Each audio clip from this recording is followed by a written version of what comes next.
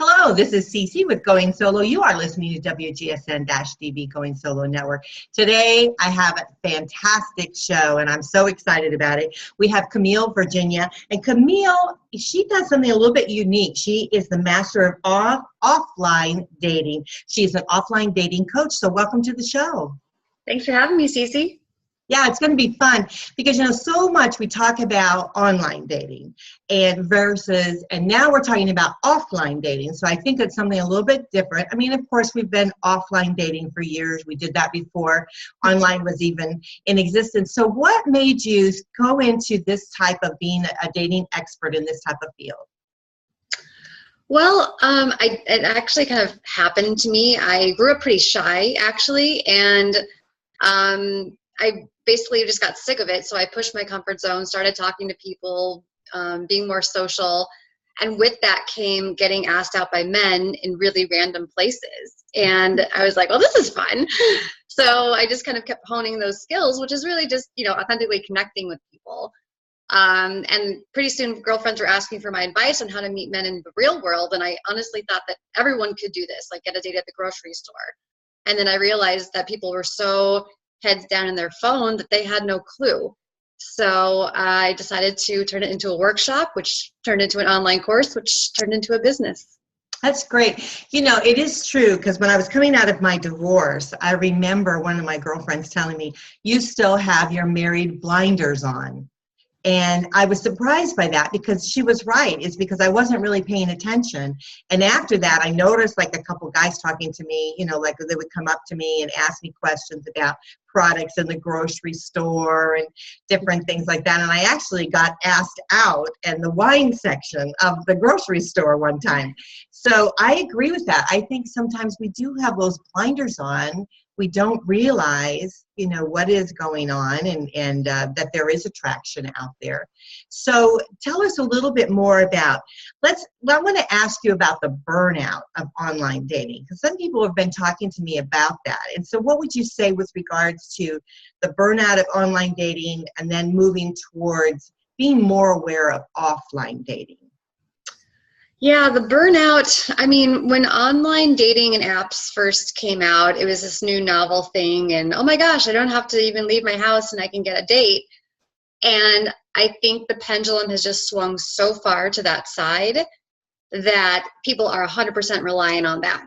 Now, they literally don't know how to have a conversation with a stranger. And the novelty is worn off for so many people, especially because when something is easy, people tend to abuse it a little bit. And of course, we see that with online dating, from lying to sexual harassment to everything else people can do behind a screen when they don't have to face the consequences. Mm-hmm. So, so the honeymoon period is worn off for a lot of people, but they've lost the skills to connect with people in the real world. So there's this burnout, but there's no really other alternative to meet people. And there's this big gap that I'm trying to fill here of here's how to connect to people. Right. Yeah, I think what you're doing is it's kind of good. It's a unique thing, and mainly because I agree with that. I think that we are so focused on online. I do so much on the internet myself, so I'm like so strong on the internet. And I'm not saying that we shouldn't do that, because I think social media is truly here to stay. Mm-hmm. It's something that we're definitely doing. But in the real world, when we step out and we step back away from online, we have to be able to still connect with someone. And so I feel that's where the difficulty people are having in dating is because they're forgetting on how to actually connect with someone. How do you talk to someone kind of properly? You can't just blast it out there and say whatever you feel and no one cares anymore. Feelings get hurt. And so social media, you tend to step away from that. You don't realize, that what you're saying can affect someone else. But when you're in person, you can get that, because you can get that reaction, the feeling of what they're feeling. So I agree with what you're saying. I think that it's very important that offline dating is very, it's out there. It's something that we have to do. So tell us a little bit about, you have, and I want to tell the listeners out there, because I think this is important to share, is that you have a free product, and I think it's it's like an ultimate guide, and it covers how to attract the right guy in under 30 seconds. And also another feature which I thought was very good was really the best date ever. Can you imagine going on the best date ever? And if you went on the best date ever, then it would probably be maybe forever, right? So yeah, I hope so. yeah. Tell us a little bit about, not giving it all away, that you're giving this away free, but tell us, why did you determine that this is something that was needed for people out there? So I really, I started off teaching workshops, and I just kept seeing the same issues over and over, the same challenges, same struggles by single women. And so I was like, you know what? Instead of me just being able to reach these women in Chicago in these workshops, I want to put together something that can reach women and heck, men worldwide. So I put together this ultimate guide, which is Best Date Ever, the ultimate guide to turning a chance encounter into an epic first date. And the first step of that is how to attract the right guy in under 30 seconds without saying a word. And there's no magic spell, no magic bullet. It's really, and I'll give this part away, it's how to be approachable. And I'm very tactical. So it's like 6 different ways to be very approachable without saying a word that are so easy you can do them before you leave the house. Wow, that is awesome. So everyone, if you all want this, and I would highly recommend getting it, because I think if you're dating, you need to get really all the education that you can get. You need to be good at what you're doing. And the other thing is, the more you know, the more knowledge you have when you're out there dating, the little bit less stressful it is, isn't it? So having information like this, I think, really kind of takes away a little bit of the stress. It gives you a little bit more self-confidence in being able to go out there and meet people and do things. So tell us again now, what is the actual name of it? Because it's the ultimate guide of dating. Is that what it is? So it's Best Date Ever, and then the tagline, the ultimate guide to turning a chance encounter into an epic first date. So yeah, readers can get that at my website, www.masterofflinedating.com/solo. Yeah, that's great. I think that's something definitely they should get. So let's talk a little bit about how to meet someone offline. How do we do that? I mean, because I know, just being aware, right, where you're at and what you're doing. I mean, there's many times that I remember just not too long ago, I was coming out of a restaurant, and this guy just like almost looked at me and turned all the way around as he's looking at me, and I thought, oh, he must be single or something. He's definitely attracted to me. But I noticed that. Now, before, I would have never noticed that. So tell us a little bit what we do. What should we do here? Yeah, that's a great first step, is the awareness. Starting there, a little tip I give is, whenever you enter a new space, whether that's the bus, a lobby, anywhere, do a quick look around. Just, pretend like you're looking for someone or a seat or something, and just do a quick glance around for half a second. The single men are looking around too. They don't even know that they're doing this, but it's in their nature. When a woman walks into a room, I can pretty much spot the single men almost instantly. And to your point, most women miss this. They're like, okay, let me just grab the first seat available. I don't want to make a big fuss coming into this new place. And so they totally miss it. So meanwhile, this guy is now sitting here like, how do I talk to this woman? Okay, she sat down 3 seats over. And the girl's like, I'm on my phone. And so when he finally goes up to approach her, she's like, whoa, where'd you come from? Whereas if she'd done the quick look around, she would have seen him coming a mile away. They could have had some eye contact. It just would have been a much warmer engagement lead-in. Yeah, I kind of agree with that. I think that you've got something here, because it is true. If you take for a moment and you look around, and maybe you did spot someone that, and he was looking at you, and then you can look back and smile and then take your seat. Definitely, I think you've got something there to be able to connect with them so that they can feel a little bit more at ease, because gosh, you think about it, it's tough on the guys. Oh my gosh. It is. It's so tough. Yeah, I feel like my job as the woman, because I know most women want the man to take the lead, but men have been through total hell when it comes to breakups and dating as well. So, things, just remembering we're all human. So my job as a woman, I feel, is to make it easy and comfortable for him to do what he wants to do. Make it as safe as possible. Smile, eye contact. Doesn't have to be anything big. Just let him know you're not going to reject him publicly and yell at him when he comes up to you, or make him feel like a creep. That's like the guy's worst fear. Oh yeah, absolutely. I guess it's being welcoming, right? So it's like you go to someone's house and the door is open and you welcome them. It's the same thing when you're dating. I mean, you don't want to have this big wall and then they've got to try to, break through in order to be able to get to you, because guys aren't going to do that. They're just going to move on to the next one.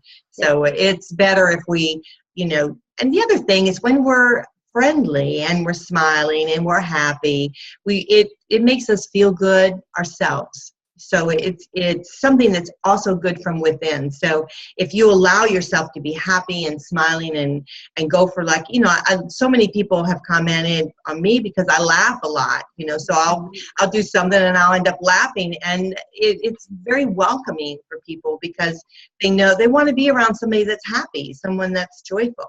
So yeah. Absolutely. I so agree, Cece. And what I start the guide off with is saying to practice these skills on everyone. Don't just save it up for the guy that you're attracted to at the dry cleaners.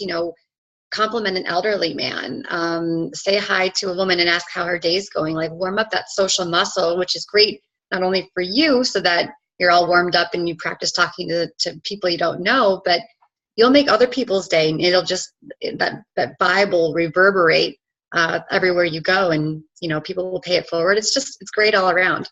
Oh yeah, that's a great advice. I'll tell you what, we're going to have to take a quick break, but before we do, give us one more time your website so everyone can write it down so that they can get your free guide, and then we're going to go to a quick break and we'll come right back. So what is your website again?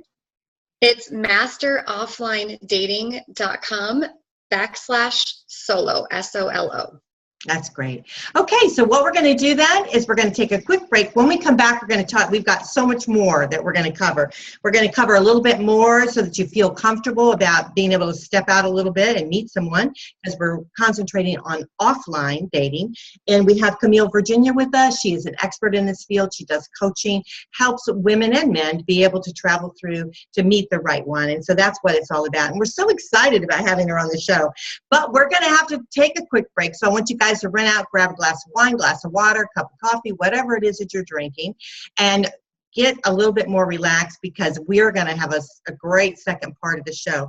But while you're doing that, I want to thank you all for listening to us. You are listening to WGSN-DB Going Solo Network.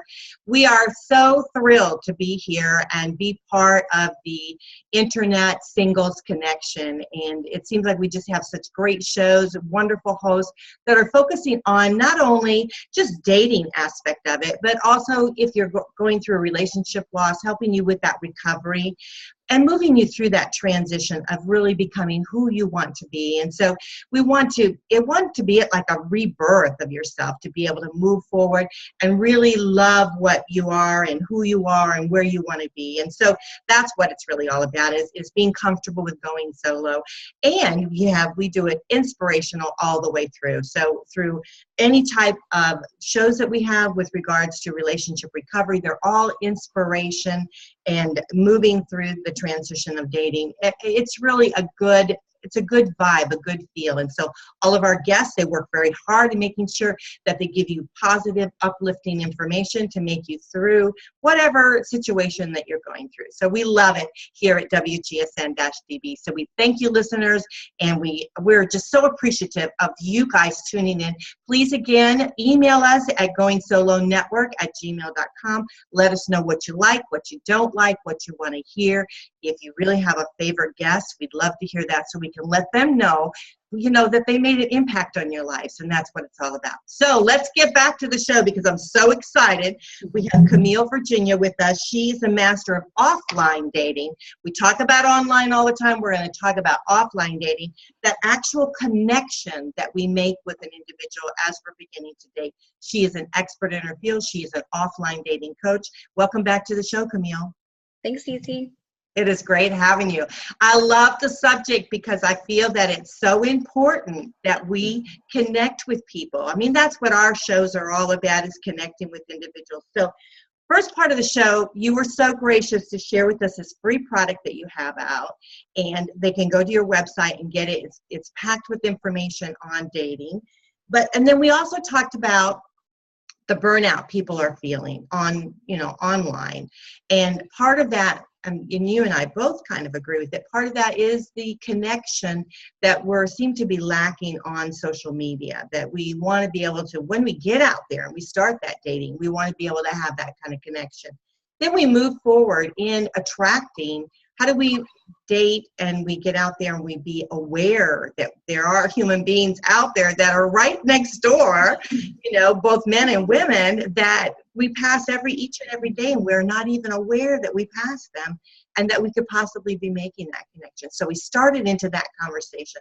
Let's continue on with that a little bit. So you had mentioned, like, wherever we go into a room or bus or, wherever we're at, when we step into it, to take a few minutes to assess, and smile and makes a little bit of eye contact around. Any other suggestions that you might have as we're moving about our natural day in meeting someone? Yeah, a couple things you can do that are mentioned in my guide, that before you even leave the house, is just dressing for confidence in a conversation, I say. So with that, wear something that shows off your personality a little bit. It's a very safe way to kind of show someone who you are. And that could just be a bold color or a unique piece of jewelry or something. And not only is that great to show off your personality, but men are visual. And so if a guy has to make like an instant, okay, how do I talk to this woman? She's walking this way, I'm walking that. He's probably going to comment on something you're wearing. So might as well make it really easy. Well, I agree with that too, because I think that when we wear something that we feel good in, if we wear an outfit that we feel good in, then that portrays, for women, especially for women, and I think guys too, if they're wearing something that they feel good in, they feel like they're sexy or whatever, that does come out. And so if you were looking to start dating, I think it might be a good idea to look at your wardrobe a little bit. And when you're even everyday dressing, not that you have to always, be 100%, you don't have to wear makeup all the time. You don't have to do all that stuff all the time, every time you go out of the house, but be a little bit aware that you do want to be presentable, because you never know when you're going to meet the one, the person, and you want to have a good look about you and approachable. I think that's a great tip. For sure. And if it's already hard to talk to people for you, if you're already shy and you're wearing something you're not confident in, that is just another barrier to having that conversation. Whereas if you feel confident, it's actually a boost. So your clothes can be a boost or a barrier. Yeah, that's true. I had an image consultant on one time, and she talked about, if you don't like something, get rid of it. Why do you have it in your closet if you don't like it? I cleaned out my closet quite a bit after her. But yeah, I was surprised by that, because it's true. I really like what I have. Why am I wearing it? Because it's not going to make me feel good. So yeah, I think that's a great tip. It's a great tip that you've shared. So now we're moving through, and we've actually, we're kind of there. We feel kind of good about ourselves. We're seeing some contact that's made. How do we get that initial, you had it on your side, how do you get that initial ask out? How do you do that? Yeah, well, first comes the icebreaker. So if you're far away from the person you want to talk to, close that gap, get as close as you can without being creepy. And then be sure to I have a bunch of different ways to start a conversation, but it could be giving a compliment, asking a question, asking for a favor, saying something kind of like a half comment out loud, just something to break the ice. That can be the hardest part. And then, after that, people tend to engage more. And also, as a woman, be on the lookout for these random things. Sometimes I hear women in my workshops say, well, this guy came and asked me about this plant I was holding at Home Depot, and it was so weird. And I was like, look, he's trying to make a decision in 2.5 seconds of how to engage you. It wasn't about the plant. He was trying to talk to you. So no matter how random it seems, just know that's probably the icebreaker. Just go with it. And then at the end, especially if he's initiated, after you've beaten the icebreaker topic to death, I always say, ask, how's your day going? and that can continue the conversation, and the other person can answer as much or as little as they want. And then you're on a more personal topic. You're off the icebreaker and you've got a conversation going. Oh, that's a great idea. And then you try to get to know the person a little bit and they feel a little bit more comfortable being able to ask you out.